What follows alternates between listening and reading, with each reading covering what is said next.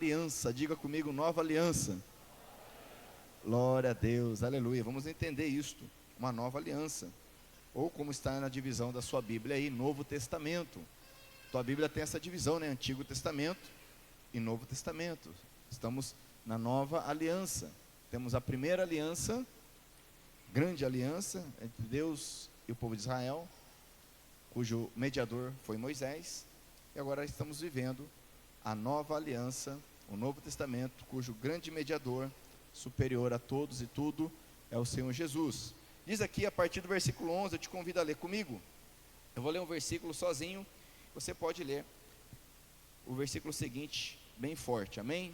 Diz assim: a lei que o povo de Israel recebeu se baseava no sacerdócio dos levitas.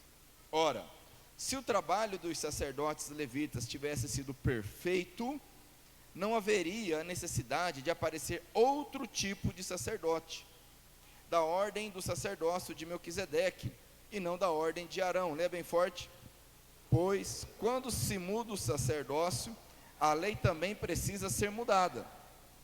E o nosso Senhor Jesus, a respeito de quem são ditas essas coisas, pertencia a outra tribo, e nenhum membro dessa tribo jamais serviu como sacerdote. Lê bem forte.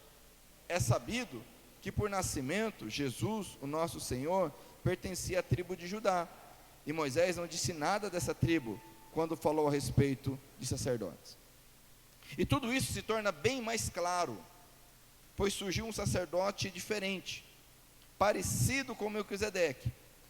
Ele não foi feito sacerdote pelas leis ou regras humanas, porém se tornou sacerdote por meio do poder de uma vida que não tem fim. Porque as Escrituras Sagradas dizem: você será sacerdote para sempre, na ordem do sacerdócio de Melquisedeque.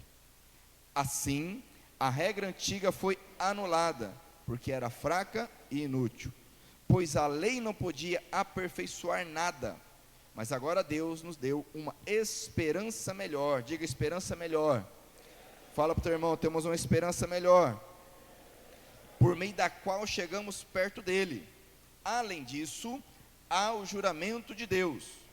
Não houve juramento quando os outros se tornaram sacerdotes, porém houve juramento quando Jesus se tornou sacerdote, pois Deus lhe disse: o Senhor jurou e não voltará atrás. Ele disse: você será sacerdote para sempre. Ele é bem forte.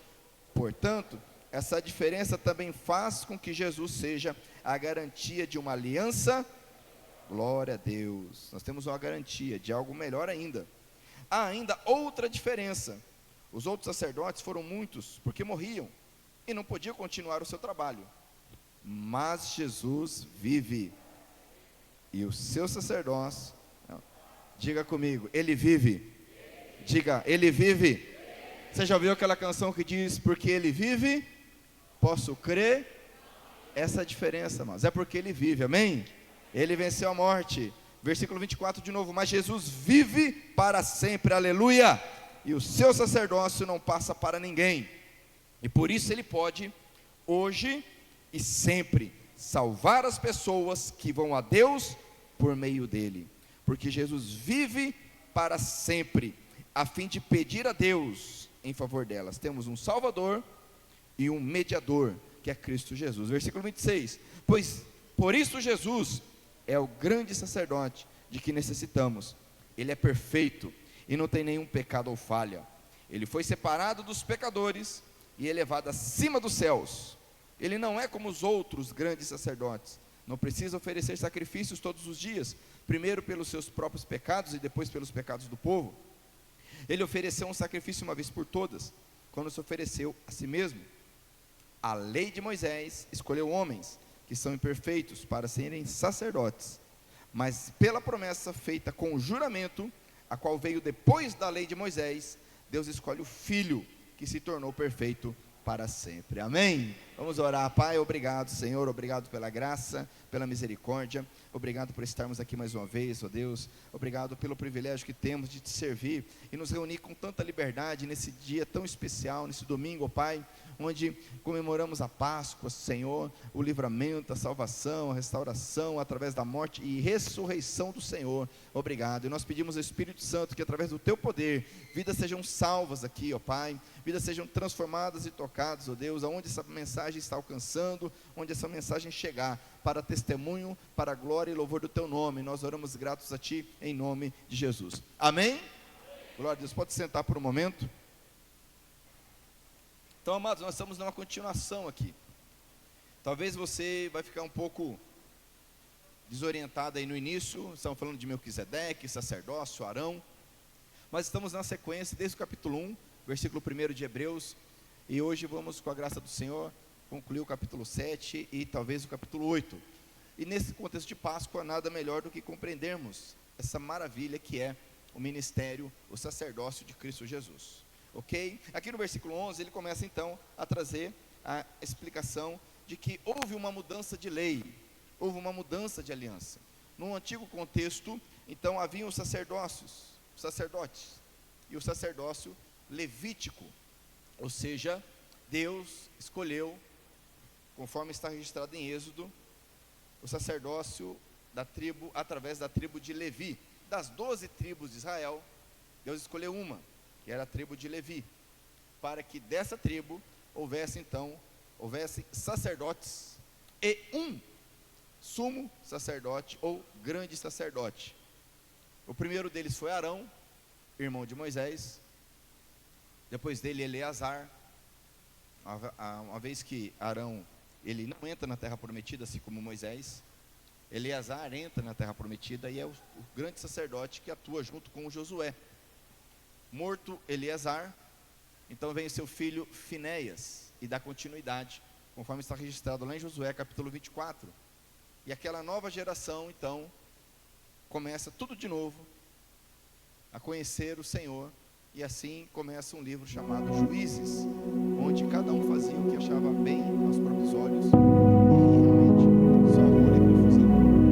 Mas depois de Finéias, nós temos vários sumos sacerdotes.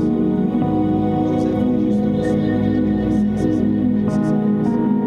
Na época de Jesus, esse cargo já tinha se tornado algo político, havia um bem bolado entre os judeus e Roma, que era o império da época, de forma que o sumo sacerdote ele era um cargo político, ele era nomeado de forma conveniência, ou seja,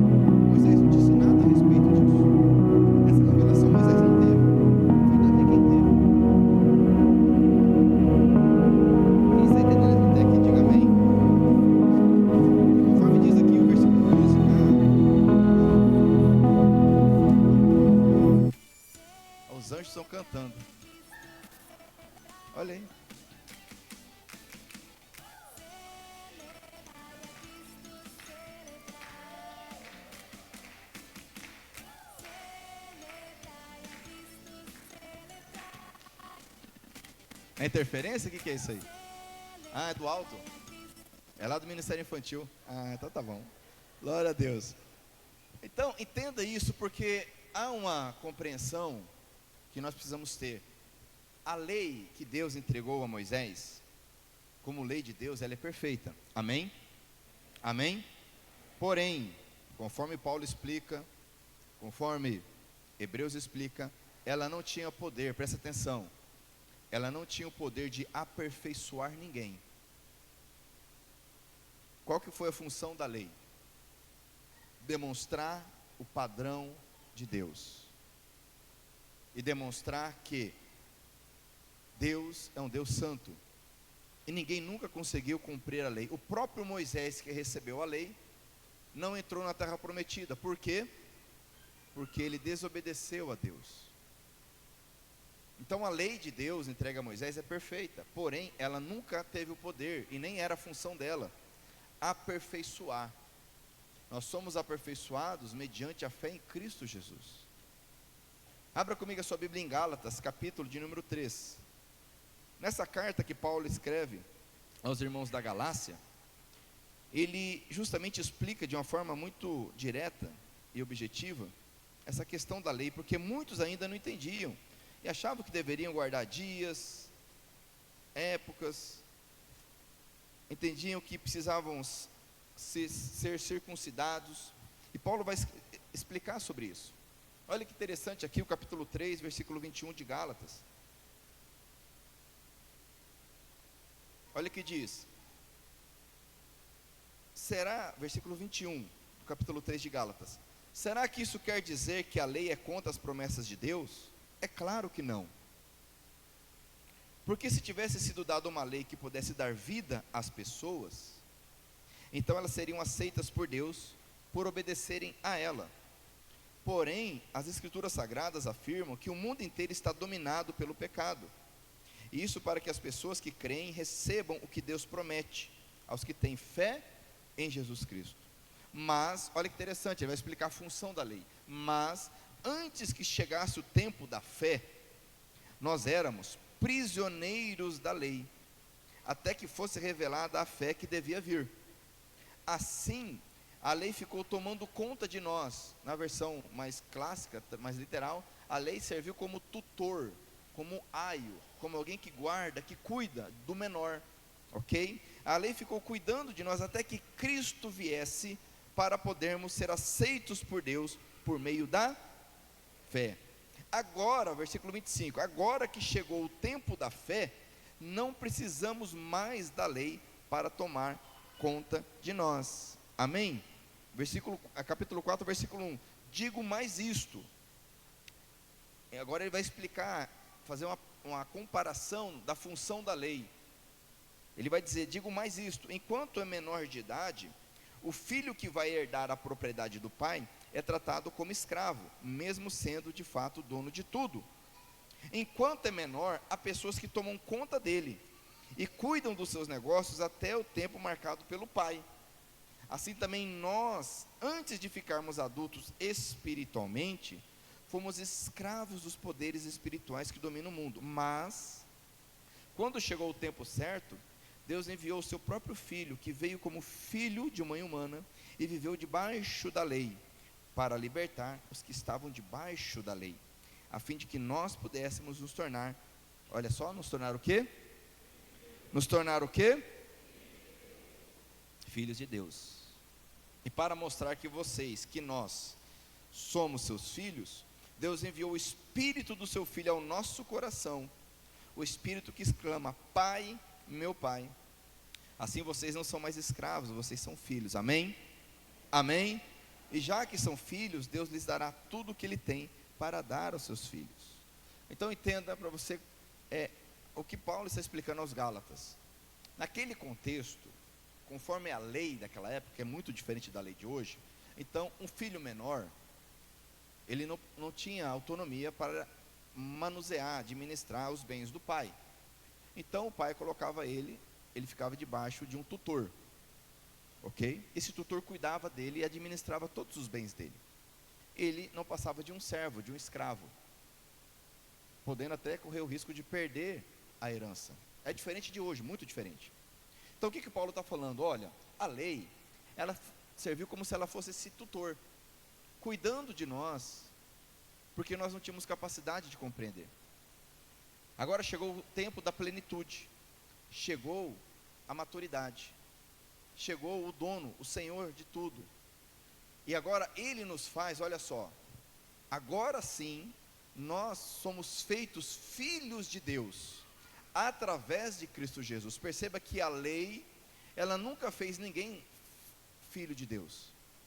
Moisés não é chamado de filho de Deus, Davi não foi chamado de filho de Deus, Samuel não foi chamado de filho de Deus, Josafá não foi chamado, Isaías, Jeremias. Somente através de Cristo Jesus, agora na plenitude dos tempos, como Paulo escreve, mediante Cristo Jesus, como diz o texto, pudéssemos nos tornar filhos de Deus. Por isso que em João, capítulo 1, versículo 12, vai dizer que aqueles que receberam Jesus como Senhor, recebem a autoridade, recebem o poder de serem feitos filhos de Deus. Então a lei perfeita de Deus, ela não veio para aperfeiçoar, e ela não pode aperfeiçoar. É isso que Paulo está explicando aqui, é isso que nós vemos lá em Hebreus. Por isso que no versículo 12 do capítulo 7 vai dizer: pois quando se muda o sacerdócio, havia um sacerdócio levítico instituído pela lei, a lei também precisa ser mudada. Amém? Por isso que nós estamos numa nova aliança. Por isso que Jesus lá em Lucas, Mateus, Marcos, João registra a mesma ocasião, na ceia do Senhor, ele então toma o pão, parte o pão, dizendo para fazermos em memória dele, e ele então declara, conforme está registrado no Evangelho de Lucas, que o cálice é o sangue da nova aliança. E por que ele usa essa expressão sangue da nova aliança? Porque quando Deus fez a aliança através de Moisés, houve uma cerimônia em que sangue de touros foi derramado e aspergido sobre o povo, simbolizando essa aliança entre Deus e o povo. Mas agora Jesus, com o seu sangue, ele estabelece uma nova aliança, que essa tem o poder de salvar, aperfeiçoar e nos tornar filhos de Deus. Quem está entendendo, diga amém. Glória a Deus. Continuando aqui o versículo 15 de Hebreus, capítulo 7. Tudo isso se torna bem mais claro. Então ele vai novamente voltar na questão de Melquisedeque, e ele vai dizer então que, conforme o versículo 16, aqueles sacerdotes foram feitos conforme a lei e regras, mas Jesus, ele se torna sacerdote por meio do poder de uma vida que não tem fim. E por que ele diz isso? Novamente ele vai citar o Salmo 110, versículo 4, que diz: você será sacerdote para sempre, na ordem do sacerdócio de Melquisedeque. Versículo 18: assim a regra antiga foi anulada porque era fraca e inútil. Inútil para quê? Para aperfeiçoar, para salvar, para nos dar acesso a Deus. Nós não tínhamos acesso. Você sabe que conforme a antiga aliança, a primeira aliança, apenas o sumo sacerdote, uma vez por ano, entrava no santíssimo lugar para interceder pelo povo. E veremos que hoje nós temos o acesso direto ao trono, já vimos em ocasião passada. Mediante Cristo Jesus nós temos acesso ao trono, que é o lugar santíssimo. Assim, versículo 18, a regra antiga foi anulada porque era fraca e inútil. Versículo 19, olha só o que diz o autor: pois a lei não podia aperfeiçoar nada. Então perceba como Paulo diz, escreve: a lei é perfeita, a lei de Deus, entregue a Moisés, mas ela nunca veio e ela não pode, presta atenção nisso, aperfeiçoar nada. É importante você entender isso, porque muitos têm essa dificuldade de compreensão entre a antiga, a primeira aliança e a nova aliança. Uns vão do extremo dizer: não, o Deus do Antigo Testamento é um Deus mau, um Deus que matava, um Deus que destruía. Parece que Deus se converte, né, no Novo Testamento e fica bom. Essa é uma visão totalmente distorcida das Escrituras. Deus não muda, Deus é o mesmo. Deus é o mesmo, a palavra é a mesma. E há aquele outro extremo, que por sua vez, não consegue entender que há uma divisão clara entre a primeira lei, que tinha uma função muito clara, de demonstrar a santidade de Deus, demonstrar e ensinar o povo a adorar e servir a Deus, e a aliança estipulada por Cristo Jesus, que Ele cumpriu toda a lei, para através dele, agora sim, nós sermos aperfeiçoados, tornados filhos de Deus, sacerdotes, conforme Pedro escreve que nós somos sacerdotes. Continuando aqui o texto de Hebreus, então, olha só, versículo 20, ele vai enfatizar algo mais interessante, ou melhor, versículo 19, pois a lei não podia aperfeiçoar nada, mas agora Deus, olha só, nos deu uma esperança melhor, por meio da qual chegamos perto dele, ou seja, agora nós temos acesso a Deus, com uma esperança melhor, e veremos já já no capítulo 8 sobre essa esperança. Versículo 20, além disso, ao juramento de Deus, olha só, vimos em outra ocasião, que Deus não apenas prometeu, Ele jurou. Tamanha solenidade da promessa dele, nós vimos a Abraão, ele não apenas prometeu, mas ele jurou por si mesmo, porque não há nada maior do que Deus para ele jurar, jurou por si mesmo. Então, com o juramento aqui, não houve juramento quando os outros se tornaram sacerdotes, porém, houve juramento, versículo 21, quando Jesus se tornou sacerdote, pois Deus disse, e novamente ele cita o Salmo 110, versículo 4, o Senhor jurou, não voltará atrás, ele disse, você será sacerdote para sempre. Portanto, versículo 22, essa diferença também faz com que Jesus seja a garantia de uma aliança melhor. Diga comigo, aliança melhor. Vamos entender agora essa aliança. Estamos na Páscoa. De onde surge a Páscoa? Êxodo capítulo 12. Lá em Êxodo capítulo 12, nós temos a instituição da Páscoa.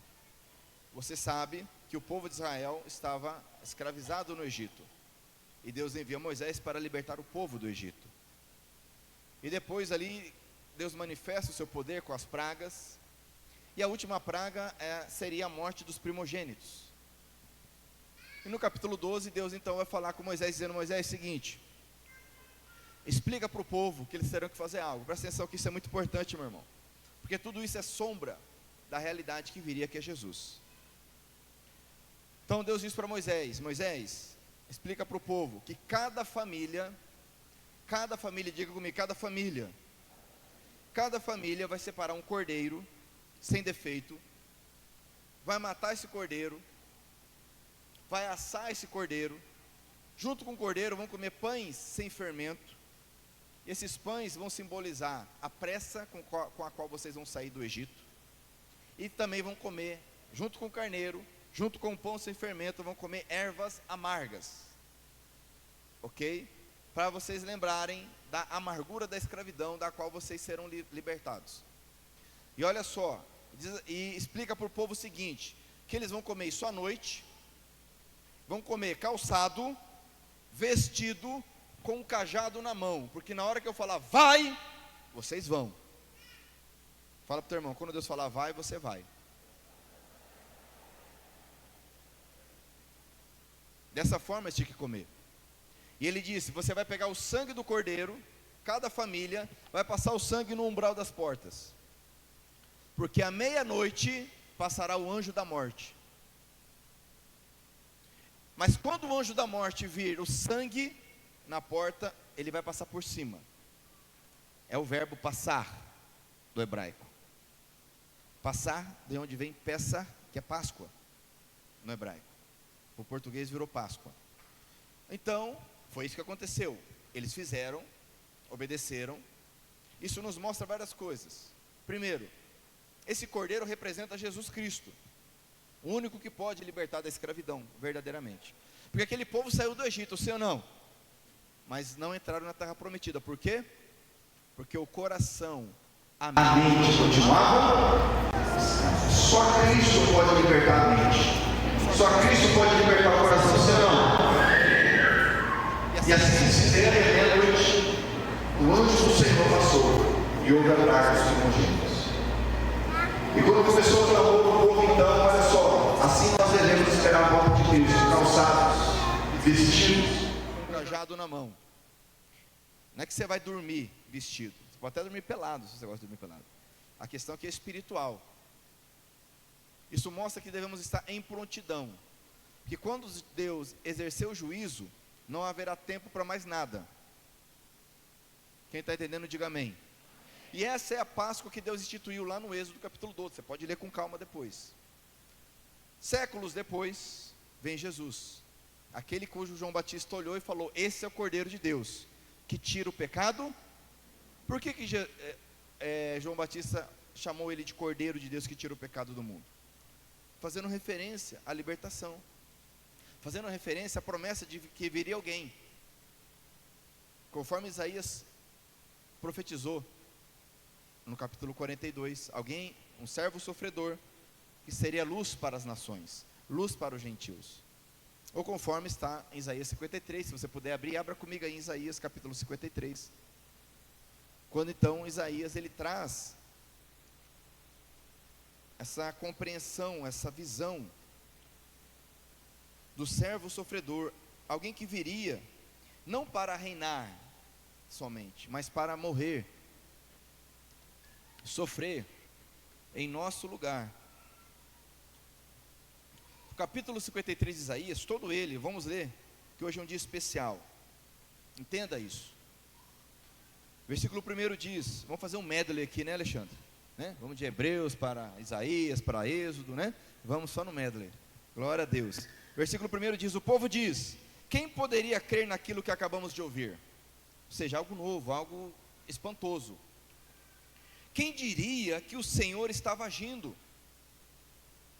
Pois o Senhor quis que o seu servo aparecesse como uma plantinha que brota e vai crescendo em terra seca. Olha só, a descrição desse servo. Ele não era bonito, nem simpático, nem tinha nenhuma beleza que chamasse a nossa atenção ou que nos agradasse. Ou seja, quem visse não encontraria nada de espetacular nele. Ele foi rejeitado e desprezado por todos. Ele suportou dores e sofrimentos sem fim. Era como alguém que não queremos ver. Olha a descrição do servo sofredor. Nós nem mesmo olhávamos para ele e o desprezávamos. No entanto, leia comigo o versículo 4 bem forte. No entanto, era o nosso sofrimento que ele estava carregando. Era a nossa dor que ele estava suportando. E nós pensávamos que era por causa das suas próprias culpas que Deus o estava castigando, que Deus o estava maltratando e ferindo. Olha só, porém ele estava sofrendo por causa dos nossos pecados, estava sendo castigado por causa das nossas maldades. Nós somos curados, olha só, pelo castigo que ele sofreu, somos sarados pelos ferimentos que ele recebeu. Olha que descrição da humanidade no versículo 6, leia bem forte. Todos nós éramos como ovelhas que se haviam perdido, cada um de nós seguia o seu próprio caminho, mas o Senhor castigou o seu servo, fez com que ele sofresse o castigo que nós merecíamos. Ele foi maltratado, mas aguentou tudo humildemente, e não disse uma só palavra. Ficou calado como um cordeiro que vai ser morto, como uma ovelha quando corta a sua lã. Foi preso, condenado e levado para ser morto, e ninguém se importou com o que ia acontecer com ele. Ele foi expulso do mundo dos vivos, foi morto por causa dos pecados do nosso povo. Foi sepultado ao lado de criminosos. Foi enterrado com os ricos, embora nunca tivesse cometido crime nenhum, nem tivesse dito uma só mentira. Leia o 10 comigo. O Senhor Deus diz, eu quis maltratá-lo, quis fazê-lo sofrer. Ele ofereceu sua vida como sacrifício para tirar pecados, e por isso terá uma vida longa e verá os seus descendentes. Ele fará com que meu plano dê certo. Quais são os descendentes desse servo? Fala para o teu irmão, você é descendente. Fala para o teu irmão, você é filho. Graças à obediência dele, amados, ele verá os seus descendentes. Versículo 11, depois de tanto sofrimento ele será feliz, por causa da sua dedicação, ele ficará completamente satisfeito. Quando Jesus vê alguém entregando a vida a ele, quando Jesus percebe o coração transformado pelo poder dele, há alegria nos céus, amém? Jesus fica completamente satisfeito, ele diz, valeu a pena, glória a Deus. Você pode dar um glória a Deus? O meu servo não tem pecado, mas ele sofrerá o castigo que muitos merecem, e assim os pecados dele serão perdoados, aleluia. Por isso eu lhes darei um lugar de honra, eu lhe darei um lugar de honra, ele receberá sua recompensa junto com os grandes e os poderosos, pois ele deu a sua própria vida e foi tratado como se fosse um criminoso. Para encerrar, olha só, ele levou a culpa dos pecados de muitos e orou, olha o sacerdócio aqui, orou, intercedendo, orou, pedindo que eles fossem perdoados, amém? Então, isso aqui foi escrito cerca de 800 anos antes de Cristo, meu irmão. Essa profecia foi escrita cerca de 800 anos antes de Cristo. E existem outras em Isaías, que a gente poderia ler, mas não temos o tempo adequado aqui. Então esse cordeiro que João olhou, falou, este é o cordeiro de Deus, que tira o pecado do mundo, ele estava fazendo referência ao Salvador, ao sofredor, o servo que Isaías profetizou. Havia essa expectativa. Então quando Jesus, então, agora ele se entrega por nós, ele vai dizer lá em Lucas, acerca dessa nova aliança, quando ele se reúne com seus discípulos, para participar da ceia, olha só, Lucas capítulo 22, versículo 14 diz, quando chegou a hora, Jesus sentou-se à mesa com os apóstolos e lhes disse, como tenho desejado comer esse jantar da Páscoa com vocês, antes do meu sofrimento. Nessa altura do campeonato aqui, os cordeiros que seriam oferecidos, já estavam sendo mortos, eles estavam se preparando para a Páscoa. Versículo 16, do capítulo 22 de Lucas, pois eu digo a vocês que nunca comerei este jantar, até que eu coma o verdadeiro jantar, que haverá no reino de Deus. Então Jesus pegou o cálice de vinho, deu graças a Deus e disse, peguem isto, reparto entre vocês, pois eu afirmo a vocês que nunca mais beberei deste vinho, até que chegue o reino de Deus. Depois pegou o pão e deu graças a Deus, em seguida partiu o pão e o deu aos apóstolos, dizendo, este é o meu corpo, que é entregue em favor de vocês, façam isto em memória de mim. E aqui vem um detalhe no versículo 20, depois do jantar, do mesmo modo, deu a eles o cálice de vinho, dizendo, este cálice é a nova aliança, feita por Deus com o seu povo, aliança que é garantida pelo meu sangue, derramado em favor de vocês, amém? E Jesus então é a garantia dessa aliança, como lemos aqui em Hebreus, é a garantia dessa aliança superior, dessa aliança melhor, que tem o poder de salvar, aperfeiçoar e nos fazer filhos de Deus. Diga comigo assim, identificação. Essa é uma palavra-chave.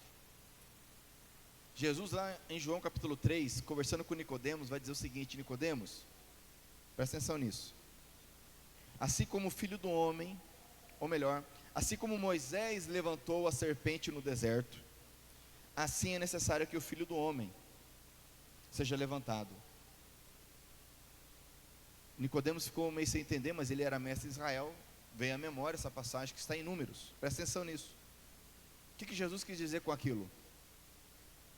Por que Moisés levantou uma serpente no deserto? Lá em Números, que narra a passagem do povo no deserto, houve um momento de murmuração tamanha que Deus enviou serpentes abrasadoras, e essas picavam as pessoas, e as pessoas começaram a morrer, a centenas. E o povo começou a clamar, e Moisés intercedeu pelo povo, e Deus falou para Moisés, olha só, a ordem de Deus para Moisés, faça uma serpente de bronze, e coloca no meio do acampamento, quem for até essa serpente olhar para ela, será curado. Olha que ordem tão estranha. Deus que lá no capítulo 20 de Êxodo, vai falar para não se fazer imagem de escultura, agora manda fazer uma serpente de bronze. Mas calma lá, quando Deus fala para não fazer imagem de escultura, Ele estava se referindo a imagens que se referissem a Ele. Deus não pode ser representado por nenhum tipo de imagem.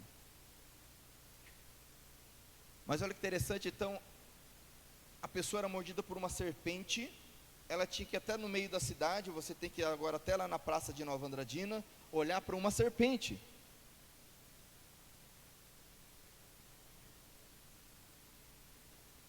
Olha que interessante isso. E Jesus fala para Nicodemos, da mesma forma, o Filho do Homem precisa ser levantado no madeiro. Isso fala de identificação. Porque quando alguém era mordido por uma serpente, ele sabia porque estava sendo mordido. Porque Moisés falou, vocês murmuraram contra Deus, Deus enviou as serpentes. Então ele sabia que a consequência do pecado dele era aquela mordida, e ele ia morrer por causa daquilo. Mas Deus, na graça e misericórdia, diz: se você olhar para a serpente e crer, ou seja, ele era obrigado a olhar que a consequência do pecado dele. A serpente não era a consequência do pecado, sim ou não? Ele era obrigado a olhar a consequência do seu pecado e se arrepender. E ali ele era curado. Da mesma forma, quando nós entendemos e olhamos para Cristo Jesus, nós entendemos que Ele está ali por consequência de quem? Por consequência de quem, meu irmão? Dos meus pecados. E se eu crer que Ele está ali por consequência dos meus pecados, eu sou salvo, eu sou perdoado. Quem está entendendo isso? Isso fala de identificação. Por isso que Jesus, ele vem e se faz um ser humano, para se identificar conosco, para que através de Cristo Jesus, eu me torne algo que só Ele era. Porque Deus amou o mundo de tal forma que deu o seu único, diga comigo, único Filho, para que todo que nele crê não morra, mas tenha vida eterna. Mas agora, por meio de Cristo Jesus, ele deixa de ser o único e se torna o primeiro, de muitos que venham a crer nele, e são tornados filhos de Deus, amém? Há uma identificação. Conforme nós aprendemos no curso de vida cristã, no curso de batismo, quando eu sou batizado, eu sou mergulhado nas águas, eu estou representando algo profundo, que é a minha identificação com Cristo. Da mesma forma que Cristo morreu e foi sepultado, e Ele foi levantado, um dia eu serei morto, sepultado, e um dia eu ressuscitarei com Cristo Jesus, amém? Glória a Deus. Isso fala de identificação. E ele, como sumo sacerdote, ele entra na presença do Deus Altíssimo, no trono. E porque ele entra nessa presença, eu, você, nós podemos entrar nessa presença de Deus. Porque há uma identificação. Porque eu me torno, quando eu creio em Cristo, diga comigo, corpo de Cristo. A igreja é o corpo de Cristo. A igreja não é uma instituição. A igreja é o corpo de Cristo. Há pessoas discutindo denominação, qual igreja é isso, qual igreja é aquilo. Primeiro que igreja nunca foi uma instituição na Bíblia. Ela é mística no sentido que ela é espiritual. Ela é formada por qualquer pessoa que crê em Cristo Jesus. Há uma identificação entre o que crê e Jesus. Ele se identifica conosco. Como vimos em Hebreus em outra oportunidade. Ele veio e se identificou conosco, para que com graça e misericórdia, um exemplo que nós temos é quando Jesus ressuscita Lázaro. Jesus, ele chega diante das pessoas e ele ressuscita Lázaro. Mas antes de ressuscitar Lázaro, olha que interessante, vem a irmã de Lázaro e Jesus fala: você crê que que a sua vida? Eu creio. Você crê que teu irmão vai ressuscitar? Eu creio que no dia do julgamento ele vai ressuscitar. Jesus, creia, eu sou a vida. Jesus sabia que Lázaro iria ressuscitar, mas olha que interessante, presta atenção aqui. Quando Jesus vê as pessoas chorando por Lázaro, o que acontece? Jesus, ora, ele já sabia que Lázaro viveria daqui a pouquinho. Mas você percebe que Jesus se identifica com a dor? Ele se identifica com a miséria humana? Ele se identifica conosco. A lei era bem clara ao deixar muito claro: Deus é santo. As coisas de Deus são santas. Não tem como chegar diante de Deus. A ponto do povo mesmo dizer: Moisés, não dá para subir no monte, sobe você. Mas agora vem o próprio Deus, institui uma nova aliança, onde nós temos acesso. Porque Ele se identifica conosco, e nós, se cremos, nos identificamos com Ele. Quem está entendendo, diga amém. E ele vai explicar aqui, para encerrar o capítulo 7, você percebe que ele fica repetindo o argumento, porque não é fácil entender, que por juramento, promessa de Deus, Jesus se torna então o nosso grande sacerdote. Meu irmão, ninguém intercede por nós junto ao Pai, a não ser Jesus. Ou o Espírito Santo que intercede em nós, por nós. É o que a Bíblia ensina. Por isso que Paulo escreve a Timóteo dizendo: há um só mediador entre Deus e os homens, Cristo Jesus, porque Ele é Deus e Ele é homem. Por isso que Ele pode mediar. Agora olha que interessante, falar um pouquinho da nova aliança. Capítulo 8, versículo 1. A coisa mais importante, diga comigo, mais importante. A coisa mais importante de tudo que estamos dizendo tem a ver com o sacerdote que nós temos. Olha só, então a coisa mais importante é entender. Ele explica, e aqui ele resume. O mais importante, se você não entendeu nada, meu irmão, entenda agora. O mais importante do que estamos dizendo tem a ver com o sacerdote que nós temos. Ele é o grande sacerdote que está sentado no céu, do lado direito do trono de Deus, o Todo-Poderoso. E ele faz o seu serviço no lugar santíssimo, na verdadeira tenda que foi armada pelo Senhor, e não por seres humanos. Isso é o que importa, você saber que nosso Jesus, Ele está na presença do Pai, e através de Jesus nós podemos entrar na presença do Pai, com ousadia. Olha que interessante isso. Abra comigo aí, no capítulo 10 de Hebreus, versículo 19.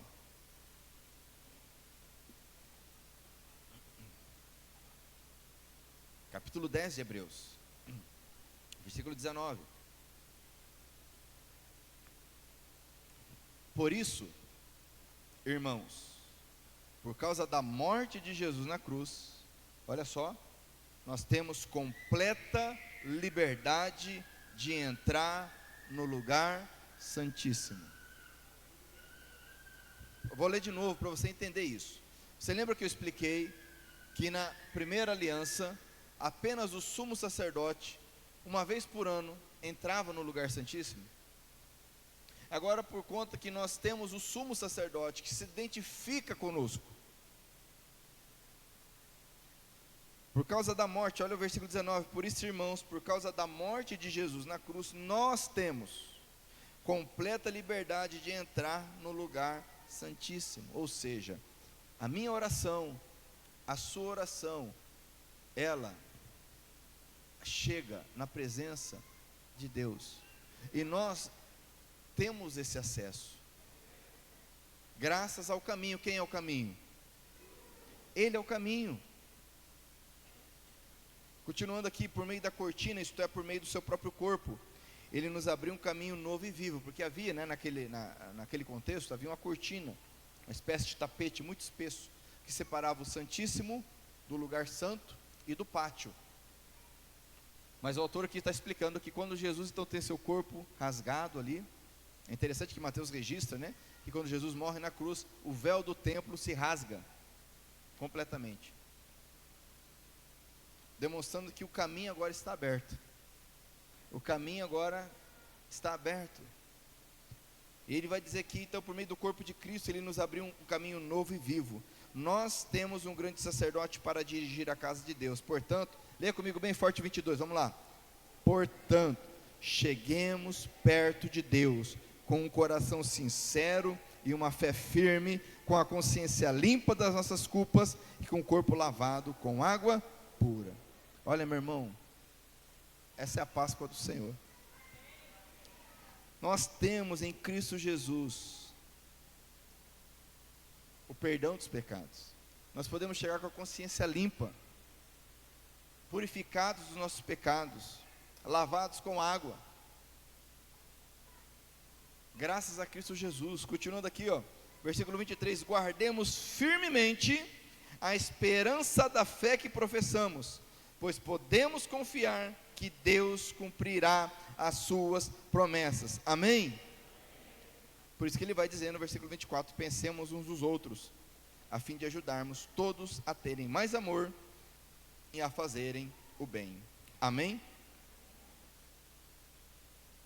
Quando Cristo clama na cruz, está consumado, e Ele entrega o Espírito ao Pai, porque ninguém matou Jesus. Ele, como dono da vida, Ele entregou a vida. Ele diz está consumado. O que está consumado? O sacrifício. Ele como cordeiro pascal, como Paulo escreve, ele é o nosso cordeiro pascal. Ali foi feito, de uma vez por todas, tudo que era necessário. Capítulo 10, por exemplo, a gente vai falar muito sobre isso. Que o sacrifício de Cristo foi perfeito, completo, eterno. Não há necessidade de novos sacrifícios. Olha o capítulo 8 aqui, continuando. Ele vai explicar novamente a partir do versículo 3, que ele é o grande sacerdote, que ele está nos céus, intercedendo por nós. Mas o que eu quero que você leia aqui para concluirmos. Versículo 5, o trabalho que esses sacerdotes fazem, falando dos sacerdotes levíticos, é de fato somente uma cópia e uma sombra do que está no céu. Olha só que interessante isso aqui. Foi isso que aconteceu quando Deus falou com Moisés. Quando Moisés estava para construir a tenda, Deus disse: tenha cuidado para fazer tudo de acordo com o modelo que eu lhe mostrei no monte.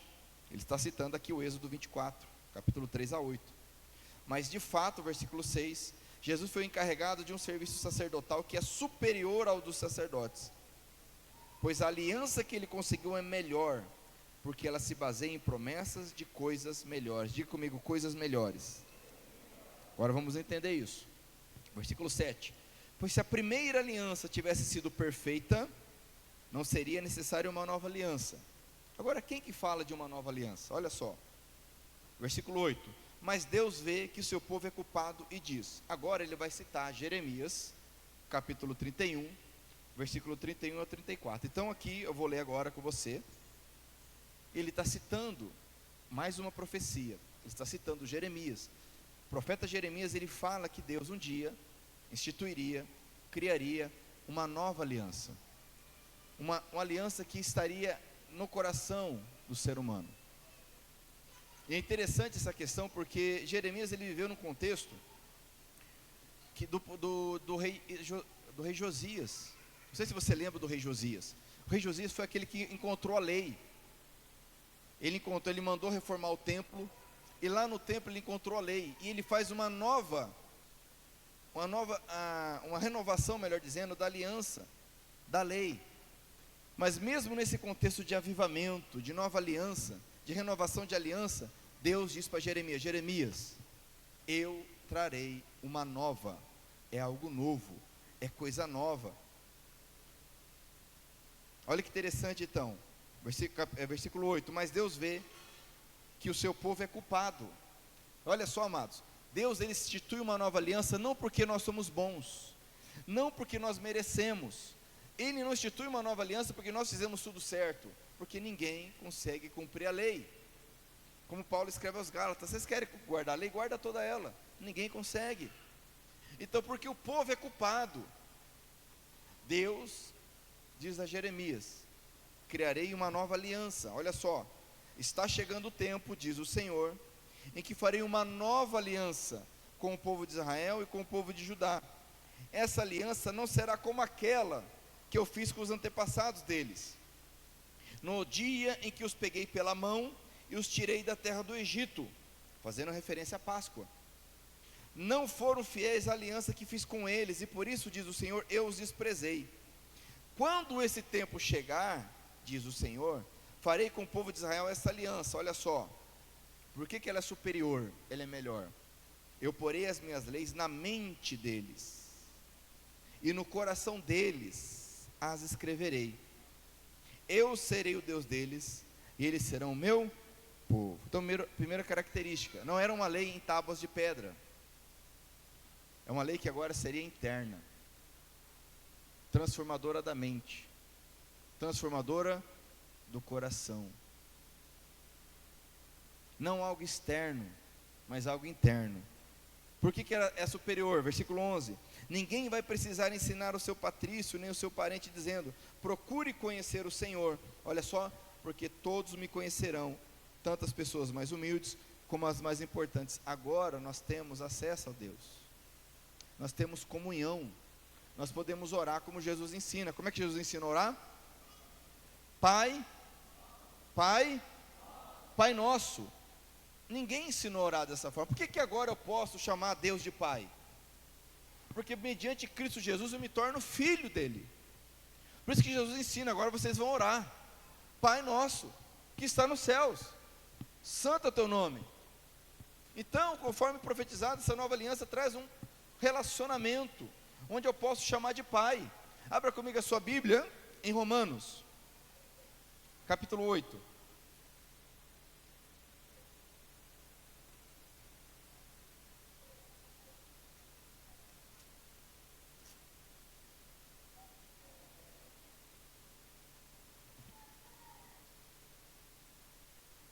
Romanos capítulo 8, a partir do versículo 31.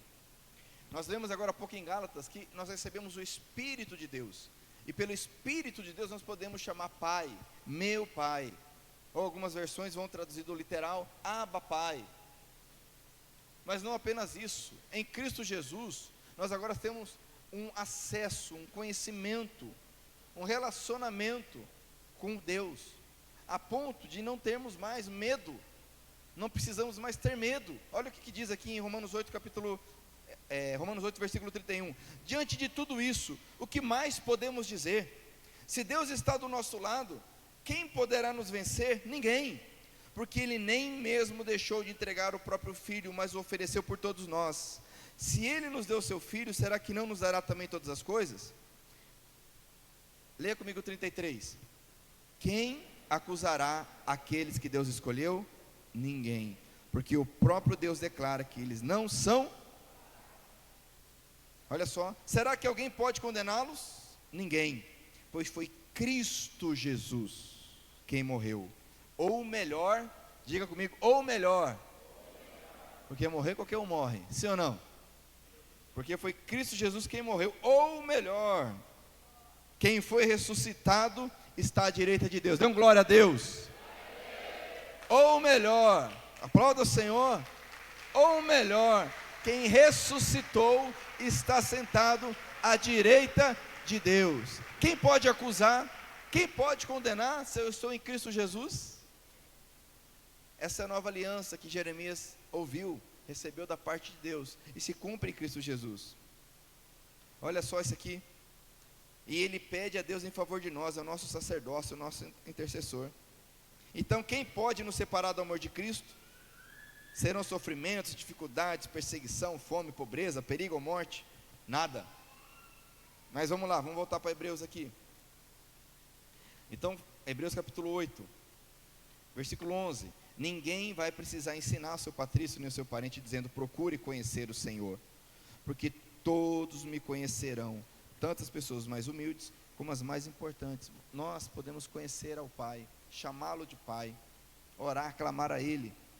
Versículo 12, terceiro aspecto aqui dessa aliança superior, que é o mais importante, porque tudo gira em torno disso aqui.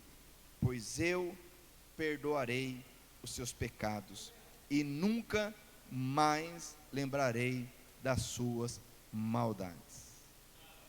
Quem já praticou maldade, levanta a mão. Se você não levantou a mão, essa foi a primeira maldade sua. Parabéns. Agora estamos todos no mesmo barco. Todos nós pecamos e cometemos maldades. Por isso que a lei, ela veio para mostrar a perfeição de Deus. Mas agora em Cristo Jesus, nessa nova aliança, nós recebemos perdão, restauração, de tal forma que Deus não se lembra mais, quando nós estamos em Cristo Jesus. Porque Ele é o caminho, Ele é a verdade, Ele é a vida. Amém? Versículo 13, leia comigo bem forte. E quando Deus fala da nova aliança, é porque Ele já tornou velha a primeira. E o que está ficando velho e gasto, vai desaparecer logo. Então a primeira aliança, amados, ela teve uma função muito clara, demonstrar a santidade de Deus. Mas ela não aperfeiçoou ninguém. Nem o próprio mediador da aliança, Moisés, entrou na terra prometida. Nem ele entrou na terra prometida. Se Moisés que viu Deus face a face ali. Moisés que quando ele desceu do monte, o rosto dele brilhava da presença de Deus. Nem ele entrou na terra prometida. Nunca que nós entraríamos na presença de Deus, jamais. Não há possibilidade nenhuma. Então Jesus entra por nós, amém?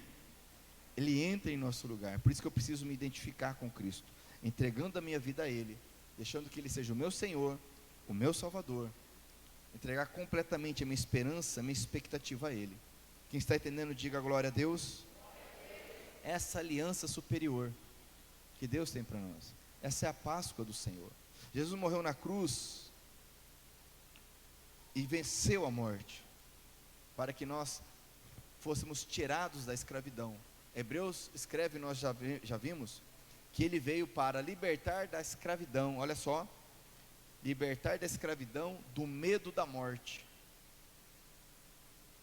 Quando nós estamos em Cristo, por isso que lá em Lucas capítulo 9, quando Jesus está no monte da transfiguração, ali ele é transfigurado, aparece então Moisés e Elias, e eles estão ali conversando, e Lucas registra, que eles estão falando acerca da passagem de Jesus, acerca do êxodo, lá no grego, no original, está no êxodo de Jesus, ou seja, eles estavam falando do que Jesus faria, ou seja, ele faria o êxodo novamente, ele faria o verdadeiro êxodo, como cordeiro pascal, ele destruiria o inimigo, conforme Paulo escreve aos Colossenses, que lá na cruz ele pregou, todo escrito de dívida, e venceu.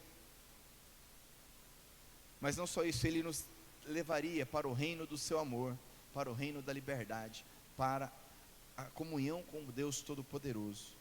Então ele é a nossa Páscoa, e nessa noite eu quero comemorar contigo, eu quero orar contigo, eu quero louvar contigo, comemorando essa maravilha, que Cristo, nosso sumo sacerdote, não segundo a ordem de Arão, não segundo a ordem dos levitas, mas segundo a ordem de Melquisedeque, que é eterna, é perfeita, é para sempre. Segundo essa ordem, ele é o meu sacerdote, o teu sacerdote, se você permitir. Se você quiser, então fique de pé para nós orarmos. Porque com a graça do Senhor nós somos aperfeiçoados.